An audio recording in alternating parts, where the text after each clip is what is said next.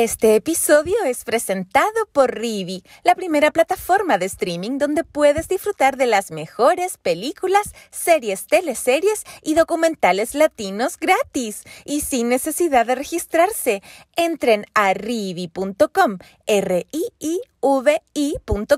y atrévanse a descubrir Latinoamérica. Acomódate, porque comienza Tu Mejor Compañía. Impacto en el Rostro Podcast. Es una invitación para conversar con nuestros artistas, analizar la actualidad, hablar sobre el teatro y recordar las teleseries, esas que aún están en tu corazón. ¿Disfrutaste con los paisajes de Rapa Nui o aprendiste el romané? ¿Te reíste con la martuca o lloraste con la muerte del peyuco? Si es así, entonces estás en el lugar indicado.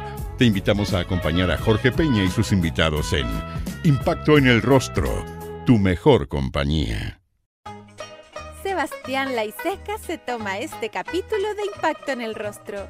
Comenzó su carrera en televisión con Hippie, la teleserie de Canal 13 del año 2004. Ahí le dio vida a Alejandro Manzano, un estudiante universitario compañero del rol de Ignacio Churra. ¿Alguna vez tú dijiste de esta agua no beberé? Si alguna vez tuviste algún prejuicio con la televisión. Sí, de alguna forma, no sé si esta agua no es de beber, pero uno tiene que hacerse cargo de su historia. Y bueno, claro, de alguna forma existía no solo un prejuicio, sino que más bien una mirada crítica hacia el fenómeno televisivo en general, acerca de la construcción de realidades y el sesgo que tiene político acerca de su visión de realidad, con el cual no está de acuerdo al 100% y mucho menos bajo la perspectiva de un joven, como diría Salvador Allende, que correspondiente a su biología era un absoluto rebelde, digamos. Bueno, por ahí me negué a someterme a algunas pruebas y qué sé yo, pero también dejando de lado inmaduramente el fenómeno de la actuación y del ejercicio del oficio que tiene también el participar en estas producciones, que desde chico también a mí me conmovieron como cualquier otro joven o niño o dueña de casa o whatever que vea las teleseries. También fuimos grandes fans de La Madrastra, de Los Títeres, de Alguien por quien vivir, de bla, bla, bla, de para qué se me va a caer el carnet, de La Torre 10, todas esas cosas, y después en los 90, que La Fiera, todo lo que reivindicó también a nivel de los pueblos y de sus costumbres, Vicente Sabatini, lo que hizo también el Abreu, y bueno, y ahí llegamos al mundo de la televisión, sacándole un poquitito el poto a la jeringa, pero entrando por la puerta también chica, digamos, no la puerta grande de la amistad o del compadrazgo. Hicimos un casting ahí porque fue convocado por los directores en aquella oportunidad de la teleserie, que era Cristian Galás y la Andrea Ugalde. Y ahí quedamos, como cualquier ciudadano, digamos. Ellos tenían mayor también bagaje para haberme conocido en el teatro y admirar desde ahí mi trabajo, pero hicimos un casting, estuvo interesante ese trabajo, bien interesante. ¿Qué era lo mejor de grabar en esta pensión? ¿Qué era lo más entretenido? Todo, puta, es que en los sets de televisión yo cultivo bastante también o intento cultivar el compañerismo, pero en el sentido también de que ese grupo tome una onda, tenga una complicidad, podamos generar travesuras y espacios de creatividad distintos y también íntimos, con complicidad. Entonces, guardando todas las proporciones, me imagino que es lo que habrá pasado con la escuelita del Chavo del Ocho o todas aquellas escenas donde hay un grupo grande interviniendo, donde tu papel es un poco menor, de repente se pasan la hora y uno está con las ganas de actuar y tenía simplemente una línea, entonces el resto del tiempo estáis tratando de hacer cosas para entretenerte, para entretener al público, para tener de repente otros espacios de aparición. Y ahí venían, bueno, cagaderos de risa, muchas complicidades con los compañeros. Eran, bueno, al principio también eran jornadas muy agotadoras porque era muy discursiva. La Andrea y el Cristian venían del mundo del cine y Zabaleta tenía unos chorizos de 3, 4 páginas. Estábamos en la Universidad Internacional Seca arriba, hacíamos la escena con muchos extras, teníamos que escucharlo. Y por ahí también surgía, como te digo, la travesura, las ganas de estar ahí también, compenetrado, completo, pero también tratando de controlar el demonio que desordena un poco el gallinero. Así que lo mejor era estar con todos los compañeros y ver como ese desborde de creatividad de todo.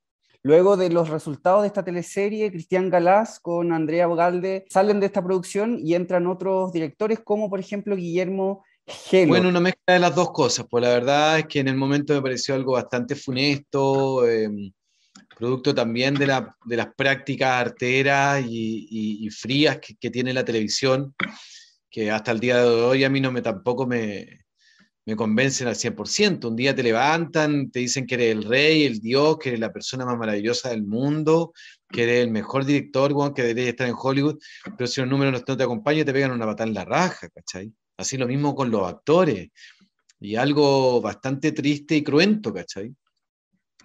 Y bajo esa perspectiva nos dolió bastante, porque además, como te digo, nosotros entramos por una puerta angosta, nos compenetramos bastante con el trabajo de Andrea y de Cristian, que traían toda una Biblia, un estudio, una compenetración con el fenómeno de la época, lo político, lo social, y estábamos sumamente engrupidos, pero claro, la escena distaban de tener un ritmo vertiginoso como es la televisión hoy en día, y yo creo que ahí pudimos haber puesto un poquitito más de olfato, un poquitito más de ritmo.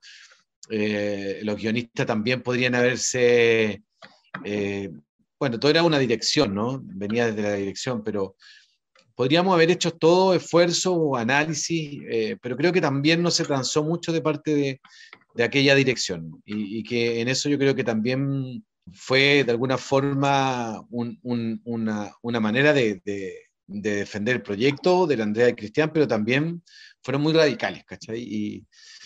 Y dolió, y bueno, la segunda parte era ya suplir algo que ya estaba caminando, con una visión un poco más televisiva, un poco más de todo, con todo el respeto y el cariño que le tengo al Elo, que después también hizo sus películas, La Niña Araña, también tiene búsqueda, digamos, pero ahí se le abrió un espacio donde él pudo ejercer la dirección de televisión.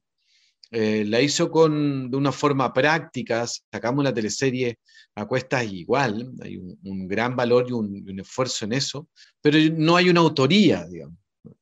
Y eso es lo que se perdió en el momento de salir Cristian y la Andrea. Este proyecto también era de la Verónica Saquel, y bueno, ella tuvo que alinearse con los números, estar con la perspectiva que tenían los ejecutivos del Canal 13, y seguramente se provocó un quiebre entre ellos y la Verónica. Y son personas que tienen que tomar decisiones, a ella no la estoy culpando para nada.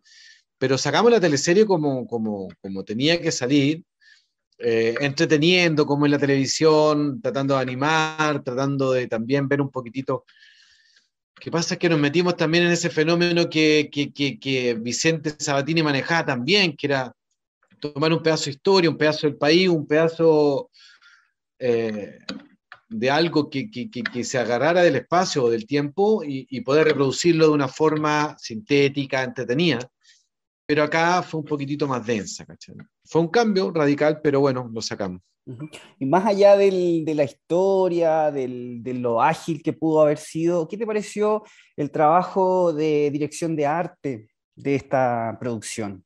Bueno, el trabajo de arte era impactante. Estaba metido ahí grandes amigas mías, estaba la Muriel Parra en el vestuario, y el trabajo, como ellos venían también justamente del mundo del cine, había un trabajo muy delicado, alusivo a este momento. Entonces, eran unos vestuarios espectaculares. Bueno, la Muriel Parra ahora forma parte de la Academia de los Óscar, o sea, una mujer que ha trabajado en todas las producciones de Fábula, es un trabajo finísimo, y las caracterizaciones eran muy, muy, muy particulares y muy, muy provenientes de la época, muy fidedignas. Ahora yo cometí el graso error también en mi afán de caracterizar y camaleonizarme, de escoger ¿Una como peluca? tenía el pelo cortito, una peluca, bueno, que obviamente empezó a desgastarse y que empezó a perder un poco la frescura y la propiedad original que tenía. Entonces al final, bueno, parecía el cantante de los Yapu. Igual por suerte usaba, con todo respeto con Roberto Márquez, pero digamos por el crespo y la weá, usaba una boina que me cubría un poco eso, pero por más que le decía yo a los guionistas, weón, que me escribieran, que cuando me cortaba el pelo, que cuando me pelaba, no lo conseguí nunca. Incluso me tenía que tirar en un momento a una piscina, tuvimos que trucarlo, porque la peluca era una peluca ya de mierda, compadre, de tantos planchados, de tanto brushing, estaba cada vez más hecha mierda, weón.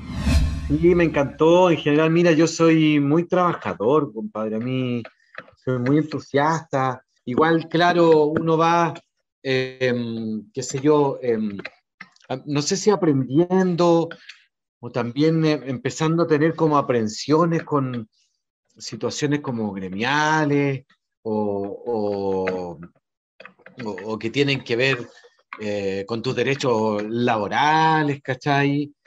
O que tienen que ver justamente con el mundo de la televisión, y hay un versus como con la gente de la producción. Entonces queréis que se te respeten determinados horarios y cosas por el estilo, pero en general a mí eso se me fue también girando con el tiempo, porque ahí me di cuenta que también la televisión está muy sometida a percances, a inconvenientes, a cosas que se salen de los planes. Esa cuestión de estar, planificar tu semana entera y decir, ya, el miércoles lo tengo libre, y que de repente fijáis reuniones, tenéis gente, y de repente, bueno, el día martes en la noche o el martes en la mañana te dicen, oye, el miércoles ciérralo porque suspendimos el jueves, entonces corrimos todas las escenas para el miércoles. Uno dice, pero estos jóvenes disponen de uno, y eso lo calienta a uno, pero te das cuenta que en realidad yo por lo menos aprendí que al estar en la televisión uno tiene que estar de cabeza y de alma al 100%, ¿cachai? No vale la pena tratar de jugar con eso, porque empieza a pasarlo mal, incluso tomar otro trabajo. Yo evito tomar otros trabajos, ¿cachai? Porque realmente es bien absorbente, ¿cachai? Y a mí me entusiasma mucho el trabajo, no me cuesta nada el estar actuando, venderme escenas, estar con mis compañeros, me encanta salir de la casa a las 8 de la mañana y volver a las 6 de la tarde. Igual cansa y todo, pero me encanta estar ejerciendo mi oficio. Pero son cosas que, claro, van de alguna forma desgastando, y uno va aprendiendo con el tiempo que la televisión así es demandante. Tuvo una participación especial en Papi Ricky, la teleserie de Canal 13 escrita por Sebastián Arrau. Ahí fue Vasco. Mira, para serte bien franco, en general también una reflexión a lo mejor que hacer como hacia el final de toda esta entrevista y todo, pero también la carrera en televisión es bastante, por lo menos en mi carrera, ha sido bien esporádica. Entonces, ahí venía de haber tenido una participación en Hippie, el año 2004, estamos hablando que saltamos al 2007, no sé, una cosa así. Sí, 2007. 3 años, bueno, creo que me fui a las teleseries de Mega en todo caso, entre medio, a las miniseries y qué sé yo. De Mecano, Pero perdón. el mundo de la televisión ya me era esquivo, ya constataba, como en estos mismos momentos, que uno vive de recuerdos, de cosas que ocurrieron en otro momento, y también hay que saber revertir estas situaciones y volver a empezar desde cero. Esto es un castillo de naipes que siempre se desarma y hay que estar armando. Entonces, en ese contexto, era entrar a ser un personaje que los llamados bolos, digamos, no era un personaje que partía desde un comienzo, ya estaban todos arriba de la pelota, enchufados, amistades, complicidades de los compañeros, todo. Y era venir y armar un personaje, generalmente así el bolo, te llaman una semanita antes con cueva, oye, ponte este gorro de acá, aquí, oye, habla así, es medio cojo, no sé, y tenéis que armarla y subirte a la pelota de una cueva que ya está armando. Entonces, de nuevo, en el trabajo yo lo paso muy bien, me entretengo, intento disfrutar de tener goce al estar trabajando. Y me invento mis cosas y le hago el momento grato a mis compañeros y también a la gente que está detrás de cámara, y etcétera, etcétera. Un buen clima de trabajo. Pero claro, aquí era enchufarse en un sistema que ya venía caminando. Yo tampoco me leí la historia desde el minuto cero. Inventé este personaje, lo pasaba muy bien. Me acuerdo que andaba por ahí que el Héctor Morales, estaba la Lorena Capetillo también, por lo que recuerdo, por ahí también andaba Mario Horton, bueno, andaban varias personas, el mismo Zabaleta, por ahí, por allá, pero era nuevamente sumarse a un algo. Y ahí en esa perspectiva también me tocó un director que era, bueno, que ya no está en la teleserie, no vamos ni a nombrarlo, pero que también tenía como esa escuela de maltratador, ¿cachai? De persona que gritaba por los sonos, llamándote la atención de una forma súper abusiva, ¿cachai? Y de esas cosas también hay que uno empezar como a armar de tripas corazón, hacerte el desentendido de determinados también vicios que a veces tienen algunos camarógrafos que no les gustan que tú te equivoques cuando yo sigo acá todo el tiempo y uno no dice nada. Eh, Nada, eso es como contando la interna. En el papel mismo de este weón que era medio loco, medio DJ, medio papá corazón, pasándolo la raja con mis compañeros, volviendo a la televisión, volviendo a tener algún tipo de reconocimiento. Pero claro, era volver nuevamente desde cero, desde el último trabajo que había sido algo un poquitito más contundente, ¿cachai? Pero bien.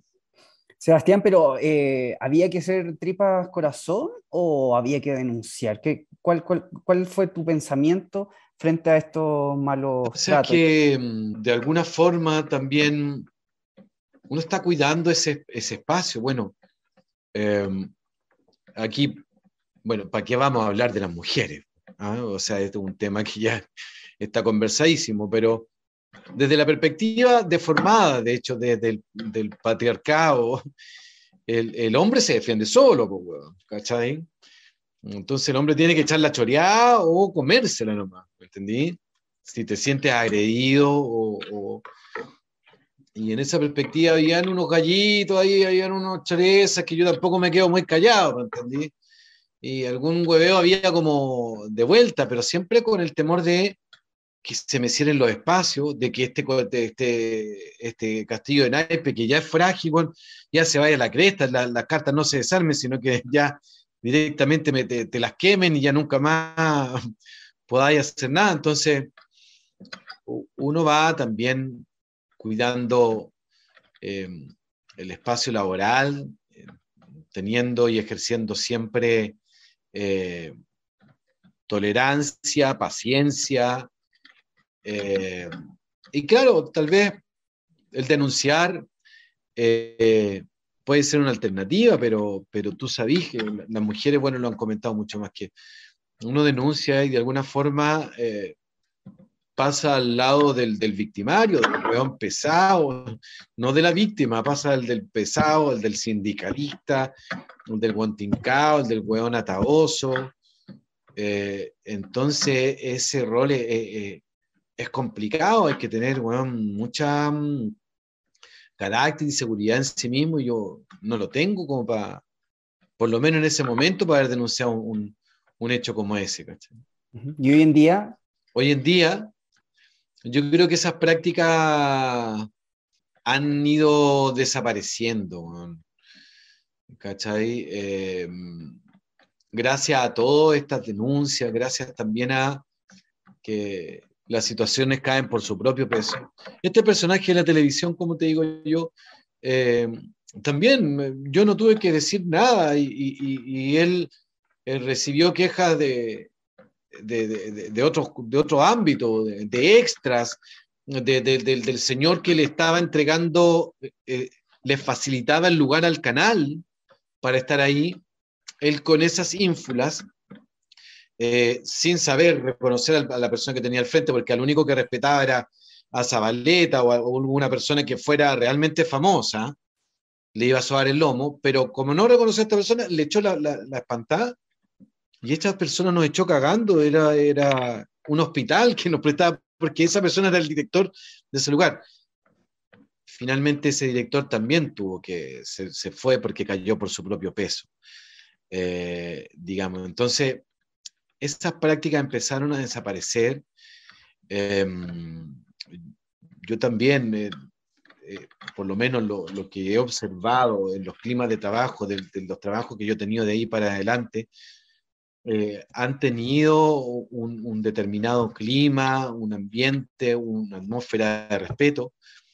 Y yo te digo, es más, las personas que justamente incurrieron en esos tipos de abusos, de poder, de ejercer finalmente una cobardía, porque es burlarse de alguien que tiene menos poder que tú, delante tuyo, o bueno, para qué decir los que tiraron mano a las compañeras o intentaron tirar mano, pero todo eso, yo te digo, es cosa de que tú saques una lista, yo no la voy a decir acá, pero han desaparecido de la tele, weón, han desaparecido. Los gritones, weón, los ogros, los déspotas, weón, ¿cachai? De verdad, no te lo digo acá por ser un cobardica, han ido desapareciendo y ha ido quedando la gente con mayor evolución. Ahora, siempre puede haber algo escondido ahí, siempre puede haber un límite en el cual la pasión también invade un set y te pueden gritar y uno, bueno, eso lo siento válido, digamos, estamos trabajando con emociones, pero ese abuso, el poner la bota encima, el abusar, el servirse de, ¿cachai? Ha ido lentamente desapareciendo. Sebastián llega a las teleseries de TVN con Los Exitosos Pels, la adaptación de la obra original trasandina. Aquí fue Tomás Aldunate, hijo del rol de Claudia Di Girolamo y enamorado de Martín Pels. cerraste el primer capítulo con un beso en la boca, un beso medio fome, ¿sí?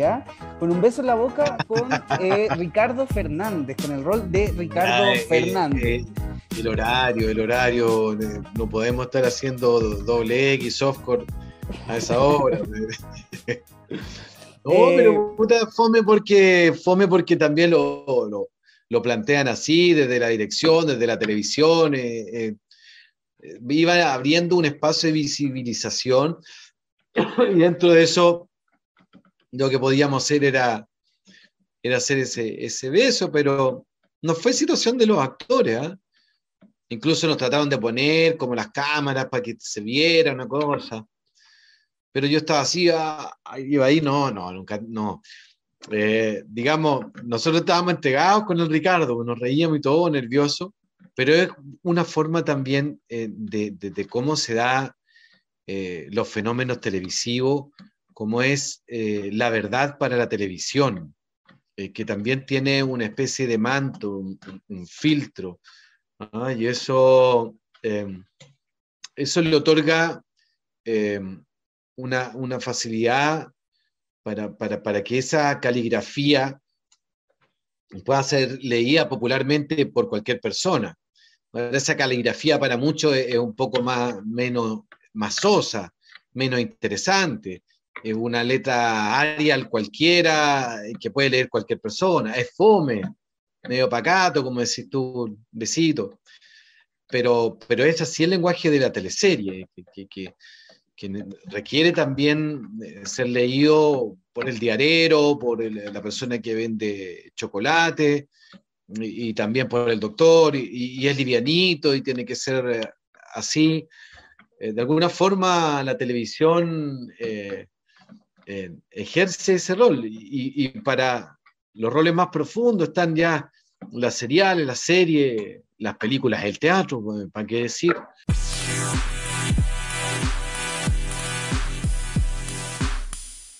¿Qué puedo hacer hoy?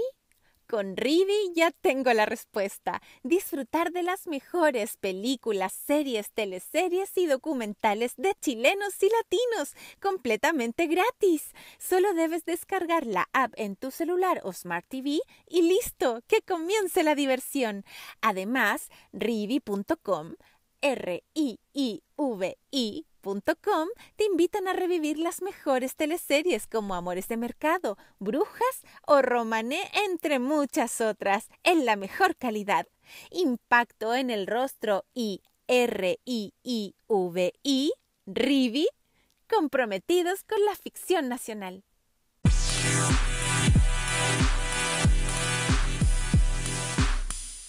Y eso también lo fui aprendiendo con el camino, porque yo también era de caracterizar a fondo, me acuerdo, a lo mejor me voy a adelantar un poco, pero también trabajando ya con Sabatini en otro canal, estábamos haciendo una teleserie de extracto popular, y teníamos que hacer de un sector que fui a estudiar, analizar, que yo he vivido, que yo he convivido, y llegamos haciendo una propuesta ahí, un choro de ahora ahí en Chile, y todo, y aquí va, aquí, y de repente, don Vicente, desde el sono, nos dice, Sebastián, bajemos, es televisión, y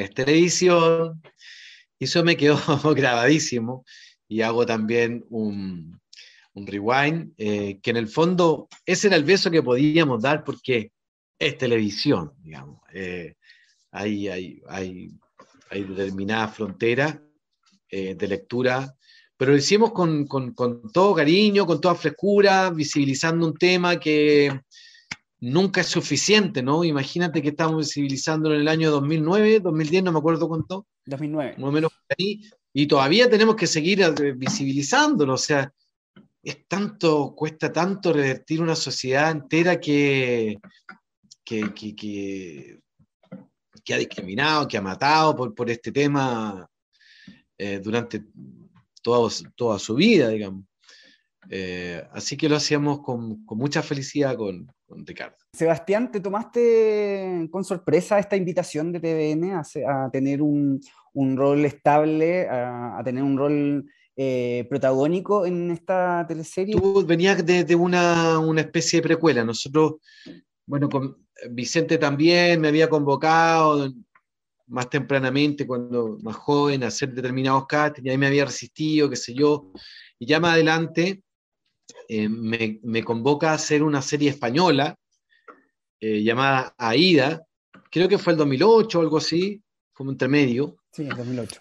Mariana Loyola con el Felipe Río, la Lefo Salva, Marito Poblete, la Gaby Hernández y la Montserrat y el Nico y el José Tomás. Bueno, varias personas, que lo dirigía Germán Barriga, pero estaban bajo el alero del tiempo donde estaba Vicente Sabatini como director general. Y ahí quedó, digamos, hecho el vínculo. Se terminó esa serie, no le fue nada de bien, creo. Y después de eso me convocó. De alguna forma fue sorpresivo igual, porque era un papel que tenía una cabeza de serie, un papel de un nivel de complejidad un poquitito más profundo, que tenía una responsabilidad un poquitito mayor sobre también los resultados. Pero yo siempre desde la perspectiva del actor, tomándolo con todo el entusiasmo del mundo, con sentido del humor, en una comedia donde él también tenía que mostrarse como un niño muy mimado, con mucho gusto, proveniente del mundo de la moda. Entonces, por ahí tomé un referente bastante cercano, que todo el mundo conoce, y otras cosas más también de aquí y acá, para poder hacer personaje, y fue muy entretenido desarrollarlo. ¿Qué te pareció la adaptación de TVN? ¿Tuviste en algún momento la oportunidad de ver la serie original? Sí, pues volviendo como también al mismo tópico del que hablábamos acerca de la televisión, pero ahora en perspectiva también con respecto a la televisión argentina, ¿cachai? Creo que acá que se jugaban en Argentina los temas de una forma un poquitito más radical que lo que se pudo lograr acá, a pesar de tener un equipo de primera. Creo que estaba Luna Fernández, Marcelo Leonard, ahí escribiendo unos tremendos intelectuales y dramaturgos que también yo creo que tuvieron que vivir en carne propia esa frontera que les delimita el estar trabajando en un canal público, ¿cachai? En un horario, tampoco era una teleserie nocturna, era una teleserie de las 8. Entonces yo encuentro que fue un gran trabajo dentro de el marco de la realidad de la sociedad chilena y del rol que ejerce la televisión chilena sobre esta sociedad. Dentro de esos cánones ellos hicieron el trabajo que pudieron hacer y fue bueno. Fue Tadeo en Conde Brolock, el fiel cochero de Domingo, rol interpretado por Álvaro Rudolphy. ¿Te acuerdas que fue uno de los primeros personajes en transformarse en vampiro? Era un vampiro bueno en todo caso, ¿cachai? Después andaba comiendo conejos para no tentarse, se chicotearon, se limaron los dientes, para no tener los colmillos tan grandes. Era muy gracioso. Bueno, ahí también entramos en una dinámica de estudio bastante interesante, tanto de la época como del género.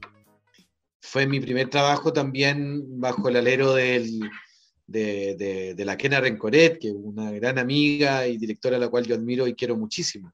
Y también, pues también en esos vicios a los cuales me someto también como actor con pasión, también pues en la construcción del personaje. Bueno, de partida lo trabajé morfológicamente con el aspecto de un guarén, digamos. Por eso tenía esas manos adelante y tenía una cadencia al caminar y al mirar. Tenía ese nerviosismo también, pero también eso lo saqué tanto como del animal como de los referentes que teníamos en ese momento de distintos personajes del género de los vampiros, del cochero o del amigo de Barnabas Collins, que también está siempre en ese límite entre la risa y el terror. Así que, y dentro de esas propuestas, me acuerdo que me dejé crecer las uñas, muy así, grandes. Y llegué donde la Kena, y la Kena que es toda pituquita, así como... y que es un animal de televisión, pero es de televisión también. Entonces, Kena, ¿qué te parece? Ay, no, qué asco, córtatela inmediatamente, no, qué asco, o sea, no va, si te cuento eres para la tele, la cuestión. Y ahí, bueno, uno no para de aprender que lo mismo que hablábamos, la televisión tiene unos límites, ¿cachai? Que están dentro del marco de un estándar de belleza, de calidad, del filtro que tiene la historia, ¿cachai? Todo es muy cuidado. Pero fue muy entretenido, ¿no? Puta, aprender esta cosa de cabalgar en carruaje, ¿cachai? Bueno, que tuvimos un par de anécdotas salvajes con eso. No sé si me lo voy a preguntar o supiste en algún momento. Cuéntame.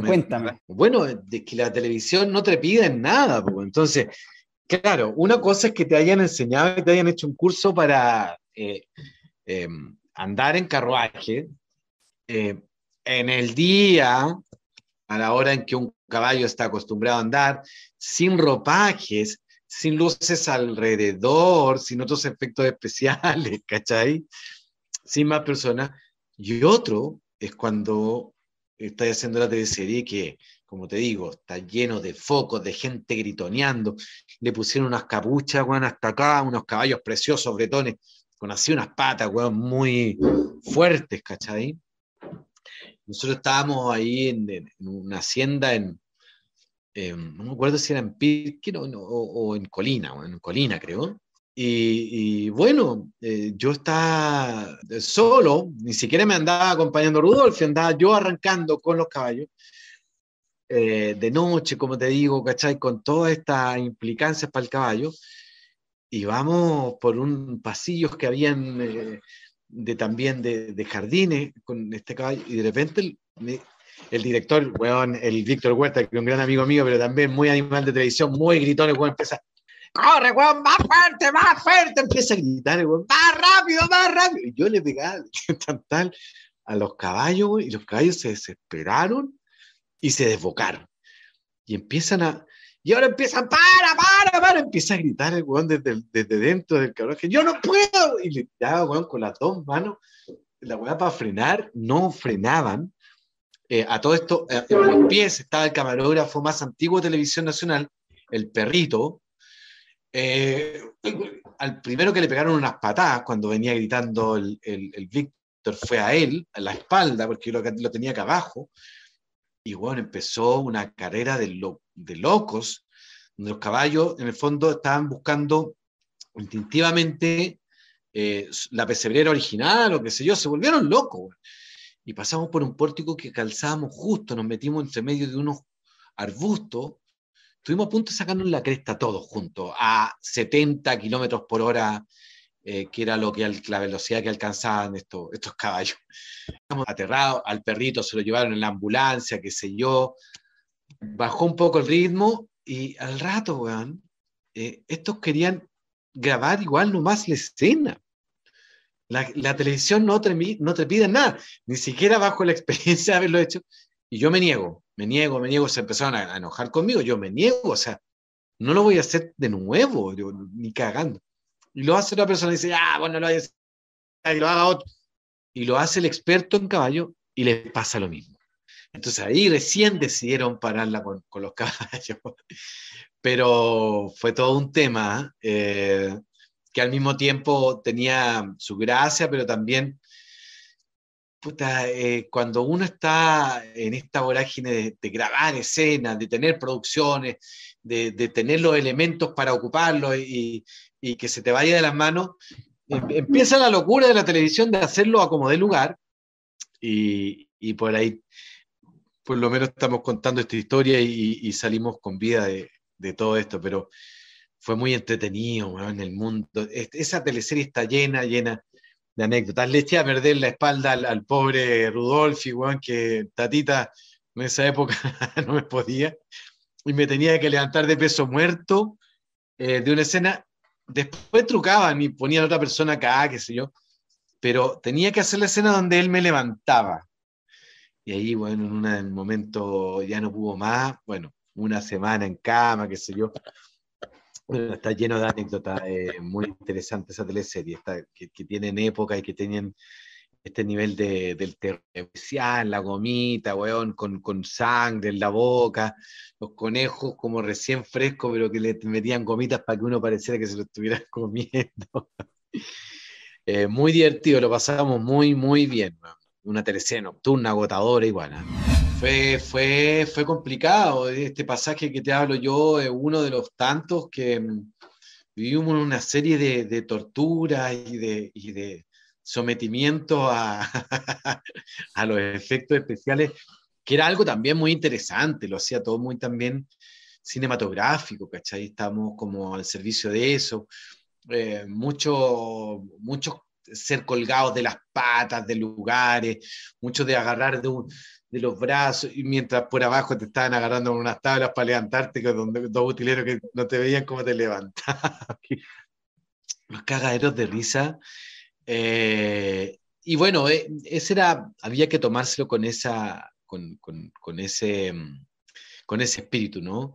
De reírse, de tener paciencia, porque a veces habían cosas físicas que dolían, ¿no? Yo me río de la espalda de Rudolfi, pero claro, bueno, un día a mí me tenían colgado en las patas y dolían realmente tanto tu sangre como a tu cabeza, como tus piernas que estaban amarradas, ¿cachai? Que por mucho que le ponían cosas como el frío en la noche, ¿me entendís? Como después sacarse como las weas que eran como pegajosas, que eran como eran caramelos con sangre, ¿cachai? Que había que sacarse de todo el cuerpo muchas veces. Una situación bastante incómoda y física. Peleas, ¿cachai? Mordidas, encendidas de hogueras, pero todo muy, muy fascinante, muy, muy entretenido. La verdad de las cosas que ahí nos ayudábamos muchas veces, bueno, cuando ya eran muchas las esperas y en las noches, del Stanislavski ven a mí, nos llevábamos a veces unas betaquitas entre todos y les dábamos un besito para mantener el calor, para mantener la entretención, y ahí la fuimos sacando, pero se generaron también hartos lazos, hartos amistades bien, bien, bien fuertes de ese momento. La verdad es que fue una teleserie bien, bien fascinante. Lo mejor de Tadeo, Sebastián. Lo mejor de Tadeo, su nobleza. Fue fiel a su amo y a su amor siempre. A pesar de ser un huérfano, desprovisto de todo carácter de justamente nobleza social, era de las personas más buenas que tú podías encontrarte en el universo de esta teleserie, que vivía incestos, que vivía maltratos, que vivía vejaciones de parte del ser humano también, digamos. Y este era un vampiro que no quería morder a nadie y que no quería transformar tampoco a su querida y no quería traicionar tampoco a su amo. Un lindo Tadeo. Deberían existir más Tadeos, Juan, en la vida. En La Nocturna, su nombre es Joaquín, le dio vida a Tomás Alemparte, un joven que pertenecía a la sexta liderada por Joaquín Arellano. Bueno, no nos fue tan bien. Como que pretendió entrar como en este mundo de qué tan atractivo podían llegar a ser estos personajes y qué tan magnéticos eran sus personalidades como a poder tener conquistadas de mujeres y que ellas hicieran sacrificios por él. Yo creo que no convenció tanto. Yo creo que son mundos tan herméticos también, que de alguna forma, al no poder ser estudiado en profundidad y al someterlo simplemente al arbitrio de la imaginación y además a los cánones de la televisión, todo esto que hemos estado hablando durante todo esto, empieza a perder sentido, fuerza, los personajes, y se vuelve una teleserie más que nada de raptos, de vejaciones. También se puso bastante manipuladora esa teleserie. Yo me acuerdo que hice una escena, yo no sé a qué hora vaya a dar esta entrevista, o a qué público va enfocado, pero que tuve que simular un acto de drogadicción, pero tipo cara cortada, ¿cachai? Y después a mí me cortaban en pedacitos y no se veía porque era la televisión, entonces era muy raro, ¿cachai? Como que también la sacamos, venía como del espíritu un poco brolo, que éramos prácticamente también el mismo equipo, ¿cachai? También trató de entrar como en el mundo del efecto especial, la quema, las torturas, ¿cachai? La noche, pero yo creo que nos faltó un poquitito más de profundidad para mostrar también un lado un poco más atractivo, que habla del por qué personas perdidas o extraviadas espiritualmente, emocionalmente, pueden caer en estos sistemas, ¿cachai? Que son tan nefastos. Eso, yo me acuerdo, interpreté era otro Tomás. Primero era el Tomás de los PES y este también se llamaba Tomás. Pero era un fiasco ese Tomás. La verdad es que no. Si uno habla como de personajes que no le ha tenido tanto cariño, uno trataba de defenderlo, pero puta, era tan estereotipadamente. Puta, le faltaba ponerse la peluca del Daniel Muñoz y decir, que yo soy malo y era mal. No tenía corazón, era un weón realmente y no era muy tridimensional. Uh-huh. Y estaba planteado así, bueno, y uno tiene que trabajar y defender los personajes y la historia desde ahí, pero costó. ¿Se puede decir que el viaje al Valle del Elqui fue lo mejor de esta teleserie? Imagínate, po. Era una delicia, irse para allá, otro clima, compadre, bueno, yo me acuerdo, habían días también bien libres, salía a correr, a ver los lugares, escribí como un cortometraje dentro de la teleserie, tomé muchas botellas de pisco los nichos, bueno, hasta un día alcancé a ir a surfear a Totoralillo. Bueno, teníamos espacios de tiempo, tocábamos la guitarra en las noches con Matías Oviedo, con la Juanita Ringelin, con el Nico Yarzún. Lo pasamos bien en ese sentido, estar haciendo una teleserie fuera, en ese lugar tan hermoso, era una maravilla. Pero la historia no era muy no tenía mucho su título. Era todo horrible, que es su nombre, es Joaquín. Era algo, parecía como teleserie venezolana, pero mal traer, colombiana más bien, como de, faltaba un caballo, bueno, un galán a lo mejor que fuera más pelo en pecho, no sé, pero era ahí Rudolfi, con unos pañuelitos ahí medio hippie, pero ya medio viejito también, como que no sé, no era medio flacuchento, no era tan imponente, no sé, pero por historia digo yo, como que no, ¿cachai? Como que le pasa algo por ahí. Fue Ignacio Matthews en Separados, la teleserie nocturna de TVN que puedes disfrutar por Rivi. Bueno, una mezcla de cosas, como te comentaba también en los comienzos también de esta entrevista, eso del castillo de naipes, me pasó un poco el fenómeno de Papi Ricky, ¿no? De entrar también en una vorágine de un cuento que ya estaba armado, ¿cachai? Que era una teleserie que ya venía caminando hace tiempo, estar también ahí como en esa fragilidad de no tener un espacio en la teleserie que te llamen para ser un gay nuevamente. La verdad es que de alguna forma para conectarme y contar cosas interesantes que después puedan pautear un poquitito los temas acá.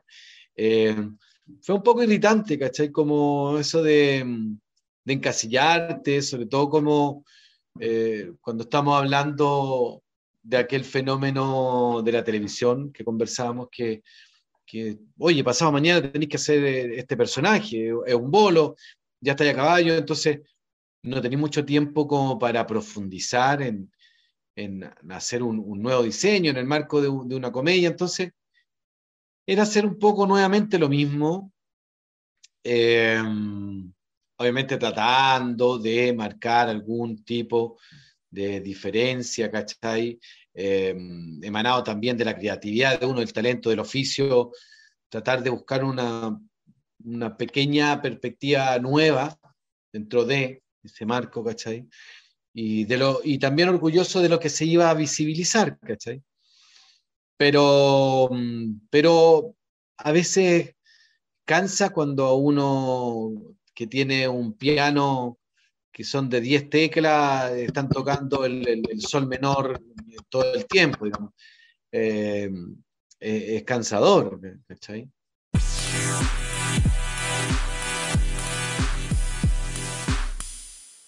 ¿Necesitas un impulso para recobrar ese estilo de vida saludable perdido en la rutina, el trabajo y todas tus obligaciones? ¿O quieres potenciar aún más tu salud y bienestar?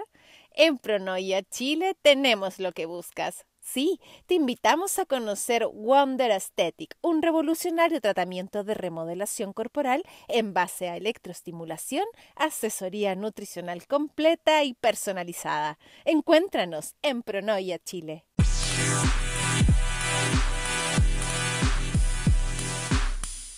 No es algo que genere como un nuevo desafío, ¿cachai? Un riesgo en el cual uno se ponga como en juego. Entonces, bajo esa perspectiva fue eso, pero sí era estar nuevamente con un lote muy entretenido, que era Rudolf y Zabaleta, el Andrés, ¿cachai? Larraín, que estaba ahí. Nuevamente entrar en esta dinámica de la complicidad, de la risa, la comedia, ¿cachai? Desde esa perspectiva fue bien interesante y mostrar también, creo que fue, no sé si fue el primero o uno de los primeros, o un matrimonio también gay. Y ese beso sí que fue fome, po. Sí, bueno, si estamos hablando de besos fome, ese sí que fue cabrón. Y la escena la hicimos en una iglesia que siempre se presta para este tipo de situaciones. Estuvo interesante, entretenido.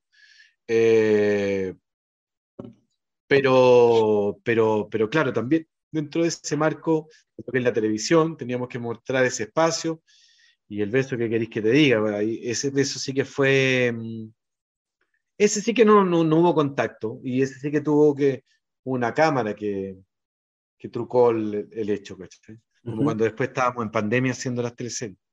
Y eso que era una teleserie nocturna. Sí, pues. Es que también ahí viene el criterio de la dirección, pues, ¿cachai? ¿Cuánto se atreve? Johnny Salazar fue su personaje en Las Dos Carolinas, la teleserie de Chilevisión protagonizada por Francisca Levin. Pucha, un encanto, es realmente entrar como en la academia, ¿cachai? Es estar con un director dotado de una seguridad, de un liderazgo en el set que se percibe, que se siente, ¿cachai?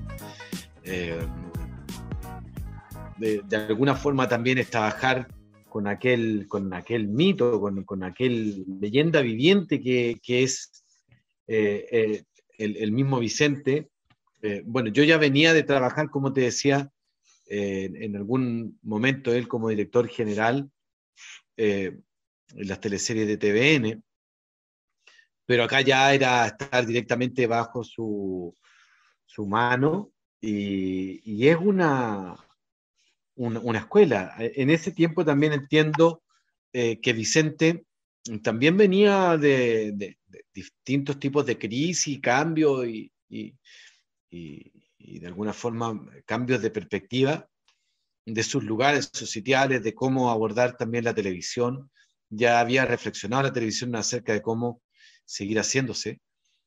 Y claro, me tocó un Vicente, al parecer, por lo que yo constaté y viví, cariñoso, respetuoso, no vamos a decir que paciente, pero Exigente, ¿o no?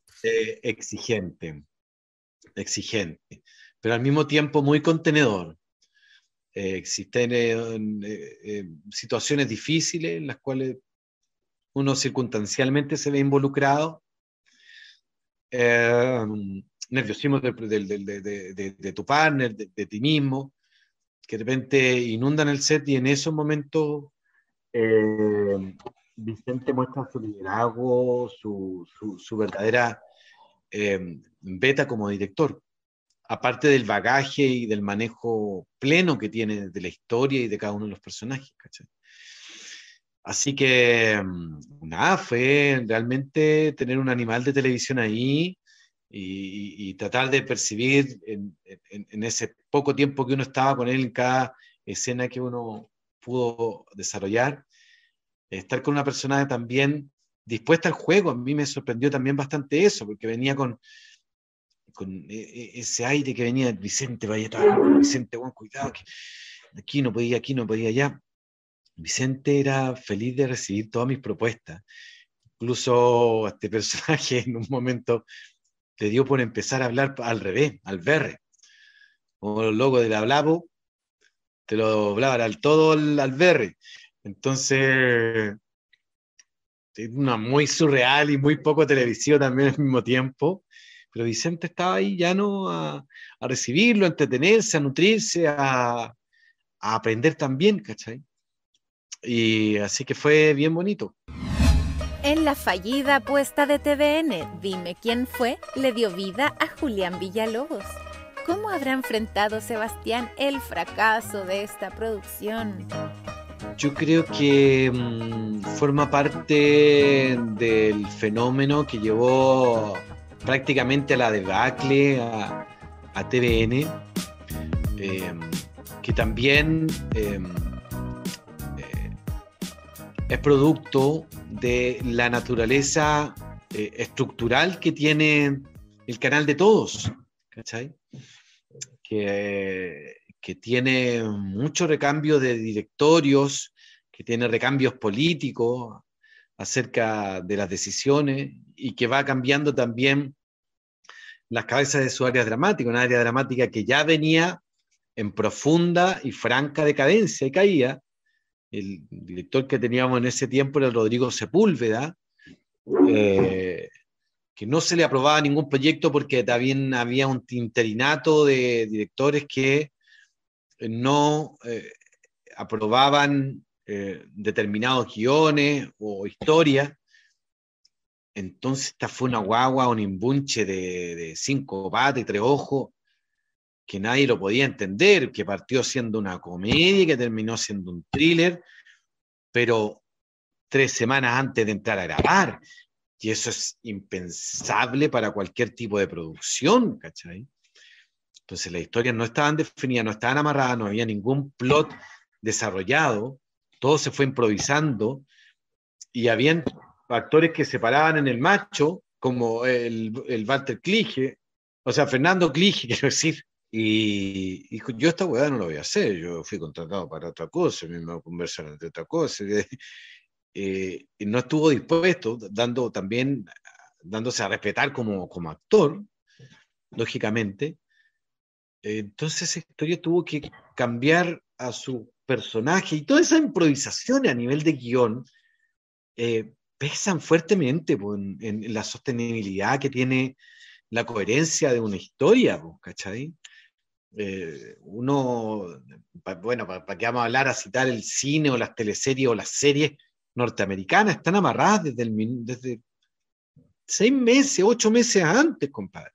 Está lista la historia y recién ahí nos ponemos a producir para poder conseguir un elenco, para poder... Pero acá ya se habían cumplido los plazos, tenía que sacar una teleserie en 2 meses más, Televisión Nacional, iniciaba el 1 de marzo, por decirte algo, y la historia todavía el 15 de febrero estaba cambiando si era comedia o era thriller. Entonces, un nivel de improvisación derivado de esta falta de liderazgo y de constantes cambios políticos y organizacionales que obviamente resintieron en una historia que ya al final no tenía ni pie ni cabeza. Nosotros con el Trejo también tratábamos de hacer lo posible por pasarlo bien, pero obviamente que uno repite muchas escenas en televisión porque es una técnica, ¿no? Que también para que el televidente que perdió una escena de reiterar, ¿cierto? Viendo escenas más va a tener que verla porque para entenderla, pero bueno, pero acá repetíamos una misma escena 20 veces con diferentes palabras. Entonces nosotros ya actuamos el subtexto del subtexto con el Alejandro Trejo, y te invito a que vean las escenas que tenemos con Trejo, porque ya nos metimos en una fineza actoral donde la ironía está ya, pero por acá atrás del ojo, pero se ve igual. Uno percibe esa risa socarrona que teníamos de hacer esta paparruchada que hicimos, güey. Así que nada, uno siempre poniendo el corazón, el pecho a las balas, weón. Pero bueno, hoy día se me ha soltado un poco la lengua, te he contado un poco de más cosas, no sé si me van a volver a llamar de las teleseries, pero puta que se viven chambonadas detrás de las teleseries. Sebastián, y en este periodo me imagino que hacías la comparación entre el 2010, cuando estabas en Conde Brolock, ¿cierto? Y en esta teleserie me imagino que el canal se veía más vacío, estaba todo más desordenado. ¿Existían estos comentarios con respecto al... Absolutamente. Tú veías ahí, y primero que nada empezaron a desaparecer los boxes, ¿cachai? El área dramática era una planta entera, un ala de un piso entero de Televisión Nacional, un espacio que debe haber tenido unos 2.000 metros cuadrados de oficina, y que al centro estaba lleno de boxes, además de otras oficinas de diferentes productores chicos, qué sé yo, escritores, bueno, puta, era ir a la Fox en el año 2009. 2 directores generales, oficinas espectaculares, bueno, Ken Rencorete, bueno, Vicente Sabatini en el otro lado, Nene Micheli, bueno, estaban todo lo importante, bueno. ¿Cachai? Una oficina, bueno, de Álvaro Rudolfi ahí al fondo, la de Zabaleta, no había oficinas para ellos. Era la cagada, y bueno, mucha gente caminando, bueno, fotocopia todo el rato, bueno. Puta, se vivía el olor a café, la abundancia, bueno, chiste, bueno, puta, pergamino, alguien estaba de cumpleaños siempre, bueno, mucha vida. Después tú te paseabas y empezaron a desaparecer los boxes, entonces quedó como una cancha pelada al centro, donde tú podías, bueno, hacer una kermés. Y ibas pasando en la oficina, y hueones durmiendo en su oficina, no calentando el asiento. Yo no voy a apelar quién era, pero hay gente con altos cargos que no tenían nada que hacer tampoco. Pero como si tú te ibas a pegar un paseo tipo eso, 1:30 de la tarde, estaban durmiendo los tipos. Era muy, muy triste. Pero no más triste, weón, que ahora. Yo fui ahora a televisión y ahora no hay nada. Literalmente no hay nadie. ¿Pero qué hay en ese segundo piso? Perdón. ¿Qué hay en ese segundo piso?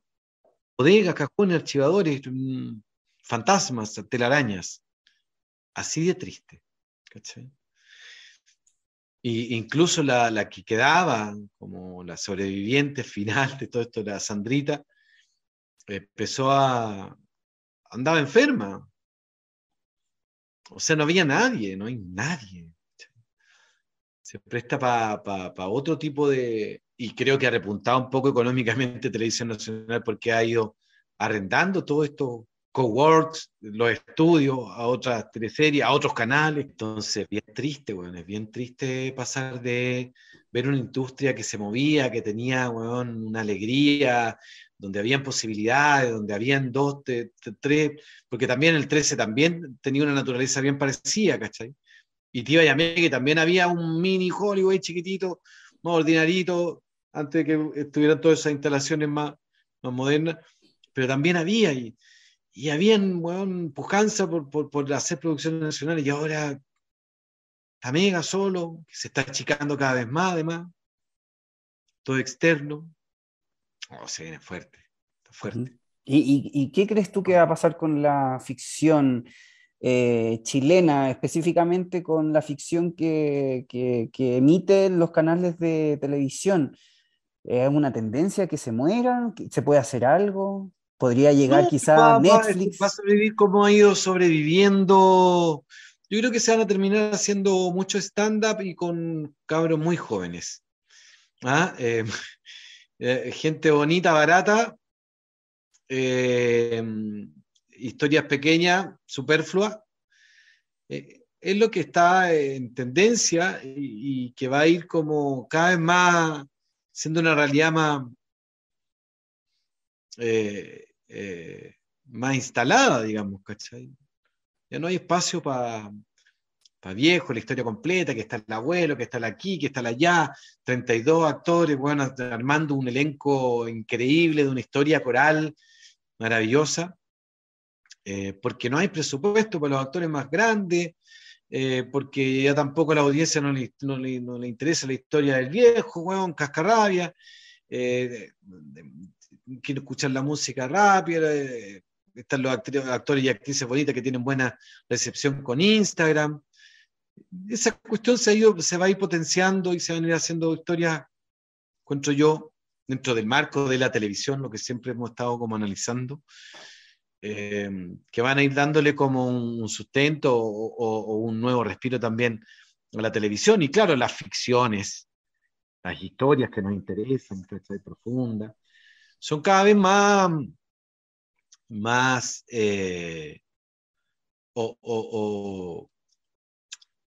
son menos frecuentes, y son más cortas, y las toman formatos como Netflix, son series interesantes, pero con un elenco también de 12 personas, ¿cachai? Donde generalmente también actúan bastantes de los mismos. Ahora mismo, La Jauría, qué sé yo, ¿cachai? Voy a ver un elenco de lo que eran las otras antiguas teleseries, ¿cachai? Sube un poquitito más el target en edad, ¿eh? No está puro molido de cabros jóvenes y talentosos, sino que ya sube un poquito más el nivel, la profundidad de las actuaciones, pero son un poco más de los mismos de siempre. Eso, así está, pues, y hacer historias chicas, historias cortas, por redes sociales, eso nos queda, ¿cachai? Eso nos queda. Su última participación en teleserie fue en 100 días para enamorarse, la nocturna de Mega. Ahí fue Quique, esposo del rol de Luz Valdivieso. No, pues nuevamente, mira, pero yo me parezco bastante a Chile, ¿eh? Como que juego bien, pero me va mal. Como que ahora haciendo como el resumen de toda esta cuestión de puta, que lo he pasado bien, los personajes pintaban para bueno, esta teleserie pintaba para hacer un golazo, ¿eh? Tenía comedia, le ha ido bien en un montón de lugares, en Argentina, en Texas, no sé qué, no sé dónde cresta más se hizo, en Colombia, creo, y en todas partes le fue bien, pero acá, claro, nos pegó el primer batatazo, la crisis que tuvimos del estallido social que tuvimos como país, donde también afloraron todo este fenómeno crítico acerca de la realidad y la verdad, de lo que impone la televisión, de toda esta violencia que ejerce acerca de su perspectiva la televisión, de todo esto que escondemos debajo de la alfombra, que hemos estado comentando también acerca de lo que es el fenómeno de la televisión. Entonces estrenamos en un momento en que la gente no quería ver tele, no le creía a las personas que salían en la cajita, ¿cachai? Teniendo una teleserie tan entretenida, que instalaba un tema también tan interesante, varios temas muy interesantes, pero uno de ellos también tan profundo y tan selecto como es la transición sexual, ¿cachai? Entonces, bueno, estrenamos en ese marco, siempre con la felicidad, como te digo, de estar trabajando en el set, en el plató, se olvidan todas las penas, se hace una teleserie con todo el entusiasmo y el amor de siempre. Obviamente repercuten todas estas cosas, inseguridades, uno se plantea qué es lo que va a pasar acá, puta, nos van a pescar, no nos van a pescar, pero seguía haciendo tu trabajo con cariño y profesionalismo, con tu letra aprendida y con tus gestos de personaje. Y claro, y cuando ya estábamos de alguna forma instalándonos, ya la gente estaba agarrándole algo de cariño, algo de vuelo habíamos agarrado, nos viene sobre la marcha, nos viene, claro, la pandemia, y tenemos que suspender la teleserie, suspenderle al público también en una historia, ¿cachai? Que se sostiene con un ritmo que es el ritmo que tiene la televisión, que es que tú puedas verlo a una determinada hora todos los días, y es el que te va dando un hábito, un cariño, un interés, una atención. Eso también forma parte del fenómeno televisivo.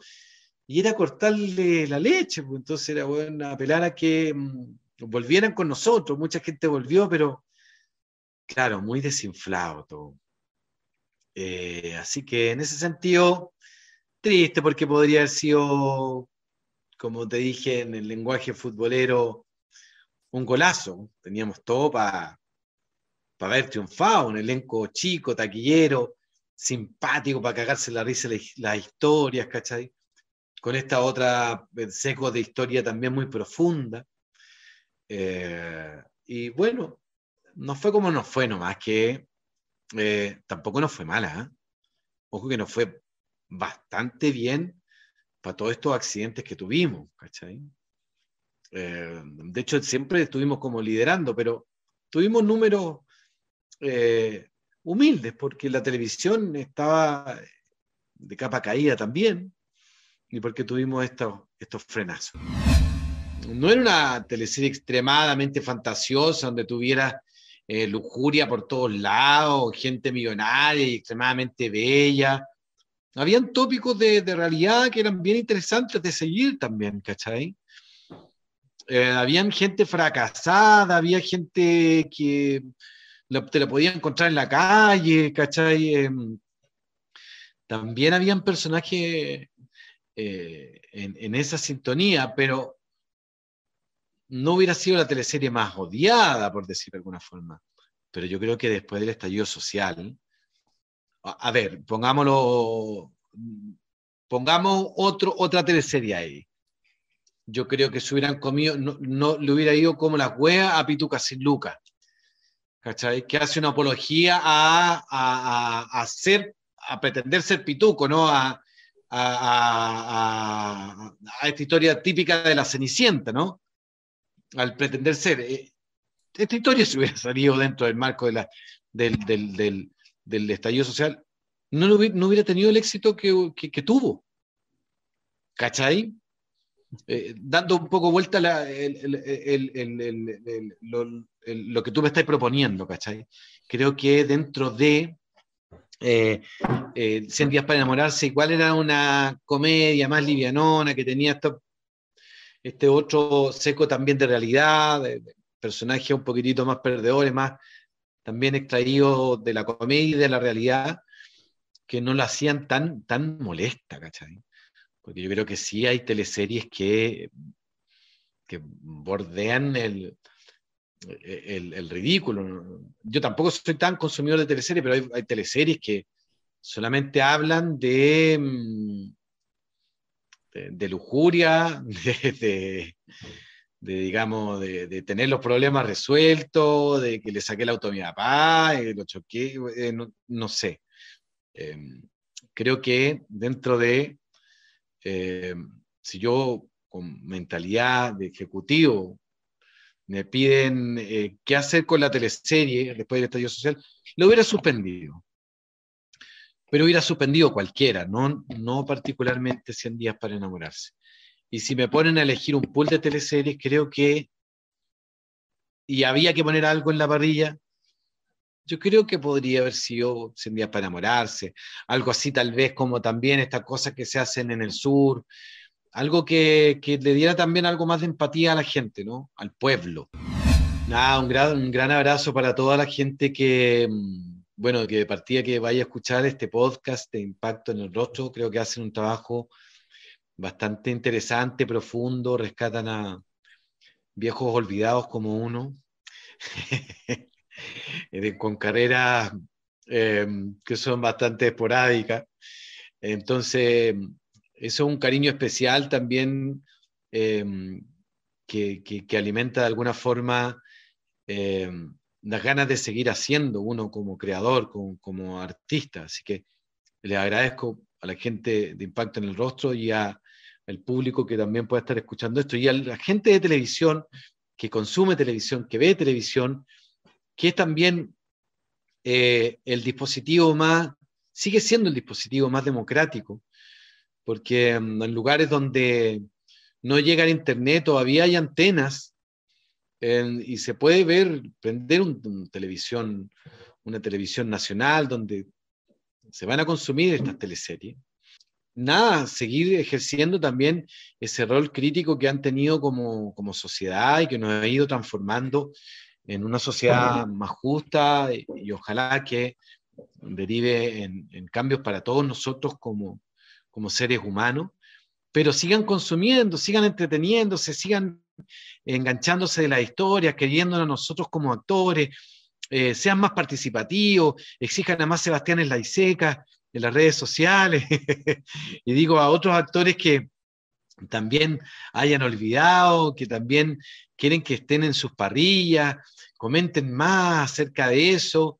Yo creo que ustedes generan el movimiento, tienen un poder y un rol muy importante que de repente no lo saben porque son un montón de individualidades que están ahí dispersos, pero exijan respeto también por cuando se les cambian horarios, se les cambian actores, se les cambian condiciones.